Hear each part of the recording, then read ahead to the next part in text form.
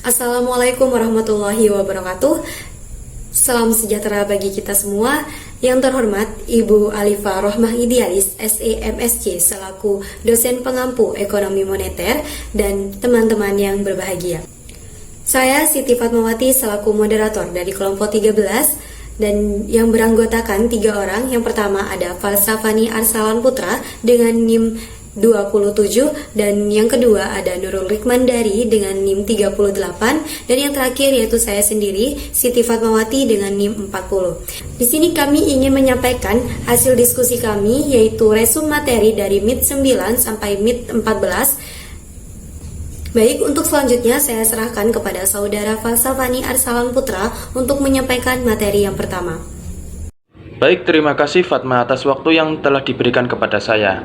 Di sini saya akan menjelaskan tentang money and inflation atau uang dan inflasi. Definisi uang. Uang adalah suatu benda yang mempunyai ciri-ciri tertentu yang dapat mempermudah pertukaran dan berfungsi sebagai alat pembayaran yang sah.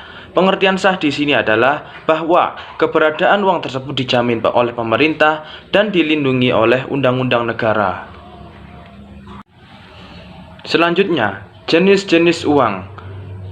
Uang itu terbagi menjadi 2. Yang pertama adalah uang kartal, yang kedua adalah uang giral. Uang kartal adalah uang yang beredar sehari-hari sebagai alat pembayaran yang sah dan wajib diterima oleh semua masyarakat. Uang kartal terdiri dari uang logam, contohnya yaitu emas, perak, aluminium, dan uang kertas. Yang kedua adalah uang giral. Uang giral adalah uang yang berbentuk saldo rekening di bank milik nasabah yang dapat digunakan sebagai alat pembayaran yang sah juga. Cara pembayaran dapat menggunakan cek, giro, telegraphic transfer, travel check, atau cek dengan perjanjian. Lalu mengenai uang sendiri, apakah fungsi uang itu? Dalam ekonomi modern ada 3 fungsi utama uang, yaitu yang pertama adalah sebagai alat tukar. Artinya, dengan adanya uang akan mempermudah pertukaran. Dengan uang pertukaran tidak lagi harus menggunakan barang, melainkan digantikan dengan uang. Sehingga kendala-kendala dalam barter bisa diatasi dengan adanya uang. Yang kedua adalah sebagai satuan hitung. Di sini uang berfungsi sebagai penentu nilai berbagai macam barang atau jasa yang diperjualbelikan, menunjukkan besarnya kekayaan dan menghitung besar kecilnya pinjaman. Yang ketiga adalah sebagai alat penyimpan nilai. Di sini uang berfungsi sebagai pengalih daya beli dari masa sekarang ke masa yang akan datang.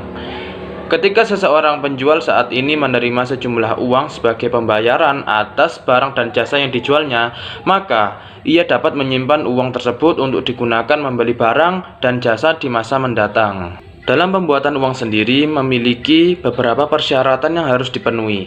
Yang pertama adalah acceptability, artinya uang harus dapat diterima secara umum oleh masyarakat. Yang kedua adalah durability, memiliki ketahanan dan tidak mudah rusak.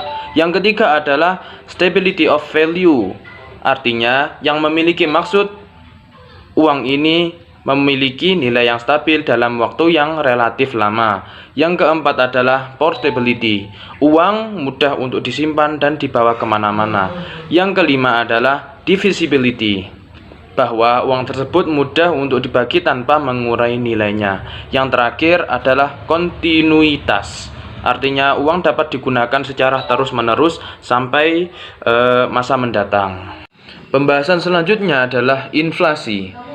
Inflasi merupakan proses meningkatnya harga secara umum dan terus-menerus sehubungan dengan mekanisme pasar yang dipengaruhi banyak faktor, seperti peningkatan konsumsi masyarakat, likuiditas di pasar yang berlebih sehingga memicu konsumsi atau bahkan spekulasi, hingga ketidaklancaran distribusi barang. Inflasi merupakan indikator untuk melihat tingkat perubahan, dan inflasi dianggap terjadi apabila proses kenaikan harga berlangsung terus-menerus dan saling berpengaruh satu sama lain. Pembahasan selanjutnya adalah banking and financial institution atau perbankan. Definisi perbankan Perbankan adalah kegiatan bisnis dalam menerima dan menjaga uang yang dimiliki oleh individu atau entitas lain, dan kemudian meminjamkan uang ini untuk melakukan kegiatan ekonomi seperti menghasilkan untung atau sekedar menutupi biaya operasional. Jadi tujuan perbankan di sini adalah sebagai penyedia mekanisme dan alat pembayaran yang efisien bagi nasabah. Dan yang kedua adalah meningkatkan arus dana untuk investasi dan pemanfaatan yang lebih produktif. Baik, yang selanjutnya yaitu lembaga keuangan. Lembaga keuangan merupakan semua badan yang melakukan kegiatan-kegiatan di bidang keuangan, menarik uang dari masyarakat dan menyalurkan uang tersebut kembali ke masyarakat. Bentuk lembaga keuangan di Indonesia terdapat dua macam, yaitu yang pertama ada bank. Bank merupakan lembaga yang didirikan dengan wewenang untuk menerima dan menghimpun simpanan uang, meminjamkan uang, serta menerbitkan promes atau banknotes. Yang kedua yaitu ada non-bank. Non-bank merupakan lembaga yang memberikan berbagai jasa keuangan dan menarik dana dari masyarakat secara deposito atau tidak langsung. Contohnya itu ada perusahaan leasing, perusahaan asuransi, perusahaan dana pensiun, bursa efek, dan pegadaian, dan lain-lain. Bank sentral bertanggung jawab atas kebijakan moneter seperti stabilitas nilai mata uang, stabilitas sektor perbankan, dan sistem finansial secara keseluruhan di sebuah negara. Sedangkan bank umum menurut Otoritas Jasa Keuangan merupakan bank yang melaksanakan kegiatan usaha secara konvensional dan berdasarkan prinsip syariah yang dalam kegiatannya memberikan jasa dalam lalu lintas pembayaran secara umum. Untuk yang terakhir yaitu Bank Perkreditan Rakyat. Bank Perkreditan Rakyat yaitu bank yang melaksanakan kegiatan usaha secara konvensional atau berdasarkan prinsip syariah, namun dalam kegiatannya tidak memberikan jasa dalam lalu lintas pembayaran. Selanjutnya yaitu non-bank financial institution. Lembaga keuangan bukan bank merupakan suatu badan yang melakukan kegiatan di bidang keuangan yang secara langsung atau tidak langsung menghimpun dana terutama dengan jalan mengeluarkan kertas berharga atau menyalurkan dalam masyarakat terutama guna membiayai investasi perusahaan. Fungsi dari lembaga keuangan bukan bank yaitu yang pertama memberikan pinjaman atau kredit kepada masyarakat yang berpendapatan rendah agar mereka tidak terjerat dalam rentenir. Untuk fungsi yang kedua yaitu membiayai pembangunan industri dan memperlancar pembangunan ekonomi lewat pembangunan pasar uang dan pasar modal. Yang ketiga yaitu membantu dunia usaha dalam meningkatkan produktivitas barang atau jasa yang memperlancar distribusi barang. Yang keempat yaitu mendorong terbukanya lapangan pekerjaan. Tujuan dari lembaga keuangan bukan bank yaitu untuk membantu perkembangan pasar uang dan pasar modal serta membantu penyediaan dana untuk membuka usaha baru dan mengembangkan usaha yang sudah ada. Macam-macam lembaga keuangan bukan bank yaitu ada lembaga pembiayaan sewa guna usaha atau leasing, pasar modal atau bursa efek, asuransi, pegadaian, koperasi simpan pinjam, dana pensiun, perusahaan anjak piutang. Yang pertama yaitu lembaga pembiayaan sewa guna usaha atau leasing, yaitu kegiatan pembiayaan dalam bentuk penyediaan barang modal baik secara sewa guna usaha dengan hak opsi maupun sewa guna usaha tanpa hak opsi untuk digunakan oleh nasabah selama jangka waktu tertentu berdasarkan pembayaran secara berkala. Yang kedua yaitu pasar modal atau yang sering disebut juga dengan bursa efek. Pasar modal merupakan kegiatan yang bersangkutan dengan penawaran umum dan perdagangan efek, perusahaan publik yang berkaitan dengan efek yang diterbitkannya, dan lembaga profesi yang berkaitan dengan efek. Istilah lain bagi pasar modal yaitu bursa efek. Dalam pasar modal ini yang dijual bukanlah seperti halnya barang-barang yang diperdagangkan di pasar seperti baju, sepatu, tas, tapi barang yang diperdagangkan berupa surat-surat berharga. Surat-surat berharga yang diperjualbelikan di pasar modal disebut instrumen pasar modal. Yang ketiga yaitu asuransi. Asuransi merupakan perjanjian antara dua pihak atau lebih di mana pihak penanggung mengikatkan diri kepada pihak yang tertanggung untuk memberikan penggantian kepada tertanggung karena kerugian, kerusakan, atau tanggung jawab hukum kepada pihak ketiga yang mungkin akan diderita tertanggung yang timbul di suatu peristiwa yang tidak pasti. atau untuk memberikan suatu pembayaran yang didasarkan atas meninggal atau hidupnya seseorang yang dipertanggungan. Pegadaian adalah suatu lembaga keuangan yang memberikan pinjaman kepada nasabah dengan jaminan barang atau surat-surat berharga. Selanjutnya yaitu koperasi simpan pinjam. Koperasi simpan pinjam merupakan koperasi yang usahanya bergerak di bidang simpan pinjam. Kegiatan yang dilakukan oleh koperasi simpan pinjam yaitu melakukan usaha penyimpanan dan peminjaman uang untuk keperluan para anggotanya. Tujuannya yaitu untuk mendidik para anggota untuk lebih hemat dan melayani anggota yang membutuhkan pinjaman, membimbing para anggota untuk memanfaatkan uang pinjamannya untuk kegiatan produktif serta menyelamatkan anggota dari cengkeraman lintah darat. Kegiatan dana pensiun yaitu memungut dana dari iuran yang dipotong dari pendapatan atau gaji pegawai setiap bulan selama seseorang masih aktif bekerja. Yang selanjutnya itu perusahaan anjak piutang. Perusahaan anjak piutang yaitu badan usaha yang melakukan kegiatan pembiayaan dalam bentuk pembelian atau pengalihan serta pengurusan piutang. Baik, yang selanjutnya yaitu Bank Sentral dan Kebijakan Moneter. Bank Sentral merupakan sebuah badan keuangan yang pada umumnya dimiliki pemerintah yang bertugas untuk mengatur kestabilan badan-badan keuangan serta menjamin agar kegiatan badan-badan keuangan tersebut dapat menciptakan tingkat kegiatan ekonomi yang tinggi dan stabil. Fungsi Bank Sentral yaitu menetapkan dan melaksanakan kebijakan moneter. Wewenang Bank Sentral yang berkaitan dengan tugas menetapkan dan melaksanakan kebijakan moneter yaitu yang pertama menetapkan tingkat diskonto, cadangan minimum bank umum serta mengatur kredit atau pembiayaan. Yang kedua, menetapkan sasaran moneter dengan memperhatikan sasaran laju inflasi. Yang ketiga, yaitu melakukan pengendalian moneter dengan tidak terbatas pada operasi pasar terbuka di pasar uang, baik dalam bentuk mata uang rupiah maupun valuta asing. Yang terakhir yaitu sebagai otoritas moneter, Bank Indonesia menetapkan dan melaksanakan kebijakan moneter untuk mencapai dan memelihara kestabilan nilai rupiah. Tugas Bank Sentral ada 3, yaitu membuat dan melaksanakan kebijakan moneter, mengatur dan menjaga kelancaran sistem pembayaran, mengatur dan mengawasi perbankan. Pengertian dan tujuan kebijakan moneter. Kebijakan moneter adalah sebuah kebijakan yang dikeluarkan oleh Bank Sentral dalam bentuk pengaturan persediaan uang untuk mencapai tujuan tertentu. Kebijakan moneter merupakan upaya untuk mencapai tingkat pertumbuhan ekonomi yang tinggi secara berkelanjutan dengan tetap mempertahankan kestabilan harga. Untuk mencapai tujuan tersebut, Bank Sentral atau otoritas moneter berusaha mengatur keseimbangan antara persediaan uang dengan persediaan barang agar inflasi dapat terkendali, tercapai kesempatan kerja penuh dan kelancaran dalam pasokan atau distribusi barang. Baik, yang selanjutnya yaitu instrumen dan jenis kebijakan moneter. Kebijakan moneter menggunakan instrumen langsung dan tidak langsung. Instrumen langsung yaitu instrumen pengendalian moneter yang dapat secara langsung mempengaruhi sasaran operasional yang diinginkan oleh Bank Sentral. Instrumen tidak langsung merupakan usaha untuk mengendalikan besaran moneter dengan cara mempengaruhi neraca Bank Sentral. Jenis kebijakan moneter yaitu ada kebijakan moneter ekspansif dan kebijakan moneter kontraktif. Kebijakan moneter dapat dilakukan dengan menjalankan instrumen kebijakan moneter yaitu dengan operasi pasar terbuka, fasilitas diskonto, rasio cadangan wajib, dan imbauan moral. Yang pertama yaitu operasi pasar terbuka. Operasi pasar terbuka merupakan cara mengendalikan uang yang beredar dengan menjual atau membeli surat berharga pemerintah. Jika ingin menambah jumlah uang beredar, pemerintah akan memberi surat berharga pemerintah.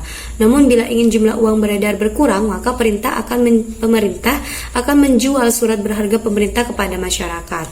Yang kedua yaitu fasilitas diskonto, yang merupakan pengaturan jumlah uang yang beredar dengan memainkan tingkat bunga bank sentral pada bank umum. Yang selanjutnya yaitu rasio cadangan wajib, merupakan mengatur jumlah uang yang beredar dengan memainkan jumlah dana cadangan perbankan yang harus disimpan pada pemerintah. Yang selanjutnya yaitu imbauan moral. Imbauan moral adalah kebijakan moneter untuk mengatur jumlah uang beredar dengan jalan memberi imbauan kepada pelaku ekonomi. Selanjutnya membahas tentang transmisi dan tahapan kebijakan moneter. Transmisi kebijakan moneter merupakan proses di mana suatu keputusan moneter akan memberi pengaruh pada suatu tujuan dalam perekonomian. Pada dasarnya, transmisi kebijakan moneter merupakan interaksi antara bank sentral sebagai otoritas moneter dengan perbankan dan lembaga keuangan lainnya, serta pelaku ekonomi lainnya di sektor real. Interaksi ini terdapat dua tahapan proses pemutaran uang. Tahap pertama yaitu dari interaksi di pasar keuangan terjadi di sistem pengendalian moneter tidak langsung yang umum dilakukan, yaitu melalui lembaga keuangan perantara atau industri perbankan. Tahap kedua yaitu dari interaksi transmisi kebijakan moneter melibatkan dunia perbankan dengan para pelaku ekonomi di sektor real. Indikator efektivitas mekanisme transmisi kebijakan moneter. Pengaruh tindakan otoritas moneter terhadap aktivitas perekonomian ini terjadi melalui berbagai saluran atau channels, yaitu 1. Saluran uang atau langsung, 2. Saluran suku bunga, 3. Saluran kredit, 4. Saluran nilai tukar, 5. Saluran harga aset, yang keenam, saluran ekspektasi. Transmisi kebijakan moneter dipengaruhi oleh 3 faktor, yaitu 1. Perubahan perilaku bank sentral, perbankan, dan para pelaku ekonomi dalam berbagai aktivitas ekonomi dan keuangannya. Yang kedua, lamanya tenggang waktu atau time lag sejak tindakan otoritas moneter sampai sasaran akhir tercapai. Yang ketiga, terjadinya perubahan pada saluran-saluran transmisi moneter itu sendiri sesuai dengan perkembangan ekonomi dan keuangan di negara yang bersangkutan. Selanjutnya, strategi kebijakan moneter. Terdapat 2 strategi kebijakan moneter yang dapat ditempuh oleh bank sentral untuk menghadapi gejolak perekonomian, yaitu 1. Counter-cyclical monetary policy. Pada saat perekonomian akan mengalami resesi, bank sentral harus menempuh kebijakan moneter yang bersifat ekspansif, yaitu meningkatkan supply of money sehingga diharapkan meningkatkan hasrat masyarakat untuk berkonsumsi dan berproduksi. Sebaliknya, pada masa boom, bank sentral harus melakukan kontraksi moneter, yaitu dengan harapan dapat memperlambat kegiatan perekonomian sehingga akan terhindar dari inflasi. Yang kedua yaitu accommodative monetary policy. Menurut pendapat, expectation effect dari kebijakan moneter adalah lebih dominan daripada subtension effect. Alasannya yaitu ekspansi moneter dalam menghadapi resesi tidak akan mendorong konsumsi dari produksi. Selanjutnya, forex exchange market. Pengertian dan perbedaan valuta asing. Valuta asing adalah merupakan mata uang yang dimiliki oleh suatu negara atau penduduknya. Tetapi, mata uang tersebut bukan dikeluarkan oleh negara itu sendiri. Pasar valuta asing merupakan suatu jenis perdagangan atau transaksi yang memperdagangkan mata uang suatu negara terhadap mata uang negara lainnya, yang melibatkan pasar-pasar uang utama di dunia selama 24 jam secara berkesinambungan.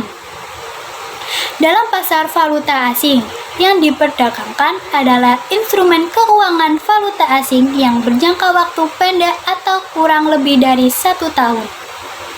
Instrumen keuangan yang diperdagangkan di pasar valuta asing tidak semuanya dalam denominasi mata uang yang sama. Di pasar valuta asing, sekuritas dalam denominasi mata uang tertentu selalu diperdagangkan terhadap mata uang asing lainnya. Selanjutnya, fungsi dan sistem kurs. Fungsinya yaitu ada 4, yaitu 1. Valuta asing sebagai alat tukar internasional. Yang kedua yaitu alat pengendali kurs. Yang ketiga, alat dapat memperlancar perdagangan internasional. Yang terakhir, 4, sebagai alat pembayaran internasional. Berdasarkan kuat lemahnya campur tangan pemerintah dalam penetapan kurs valuta asing, kita dapat mengenal sistem sebagai berikut. 1. Sistem kurs tetap. Kurs tetap adalah kurs yang ditetapkan oleh pemerintah. Jadi, kurs itu akan berlaku untuk seluruh jenis transaksi yang melibatkan dua atau lebih mata uang yang berbeda. Yang kedua, sistem kurs bebas. Jika kurs bergerak naik atau turun sesuai dengan mekanisme pasar tanpa campur tangan pemerintah, maka sistem yang digunakan adalah sistem kurs bebas. Baik, terima kasih atas perhatiannya. Sekian dari kelompok kami, kurang lebihnya mohon maaf. Semoga ilmunya dapat bermanfaat. Wabillahi taufiq wal hidayah. Wassalamualaikum warahmatullahi wabarakatuh.